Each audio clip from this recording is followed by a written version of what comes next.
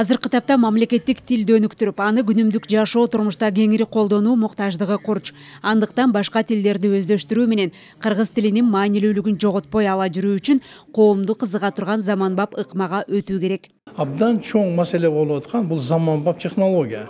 Ошого түрк тили, түрк филологиясы кандай деңгээлде ошо батынып кире алды. Ошол эле компьютердик лингвистика, тил корпусу маселеси, энциклопедиялардын жазылышы, анан эң башкысы бардык ушулардын бардыгын санариптешке өткөрүү маселеси. Мисалы үчүн Туркия мамлекети алдыда кетип аткандыгын бардыгыбыз билебиз бул боюнча. Бирок биздин Кыргызстанда да кийинки учурларда көп жаңы технология сунуш кылынып атат. Түрк тилдерин өнүктүрүп, андагы орток байланышты бекемдөө аракети бүгүнкү жыйындын өзөгүн түздү. Дүйнөдө тилди сактап калууда атаандаштык жаралып, башка тектеш тилдүү өлкөлөр өз тилин кеңири таратуу үчүн стратегиялык маанидеги чоң кадамдарга барууда. Бүт жалпы түрк дүйнөсүнөн келди, окумуштуулар келди, түркологдор келди, ошо тил боюнча адистер келди. Азыр бүгүн мен ойлойм өтө бир иштиктүү, анан бири-бири менен пикир алмашкан бир мыкты жыйындардын бири болду да. Бул чындыгын айтканда түрк дүйнөсүнүн алкагында биринчи жолу өтүп аткан түрк тил форуму. Форумга Түркия, Азербайджан, Казакстан, Өзбекстан, Венгрия, Түркменстан, Алтай, Якутиядан 250дөй өкүл келип, түрк тилин сактап калуу жана аны заманбап коомго жайылтуу чараларын талкуулады.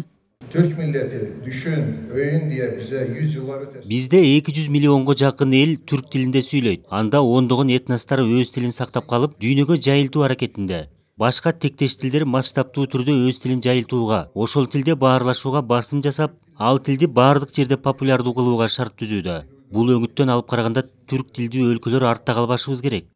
Форумду өткөрүүгө президент тарабынан 600 миллион сомдон ашык каражат бөлүндү. Анда мамлекеттик катчы мамлекет башчысынын куттуктоосун окуп, өлкөдө тил боюнча кабыл алынган жаңы талаптар жана аны жайылтуудагы аракеттерге токтолду. Эненин сүтү менен, атанын каны менен келген касиеттүү тилди биз сыймыктары менен алып жүрүш керек.